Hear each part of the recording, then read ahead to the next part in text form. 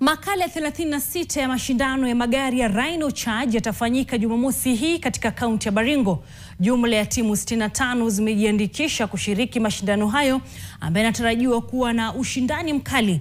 Miongoni mwa timu ambazo zitashiriki kwa wanaume ni Charging Hippos inayoongozwa na Sam Jethwa na Gek Tribe Chargers iliyo chini ya utawala wake Matias Finato.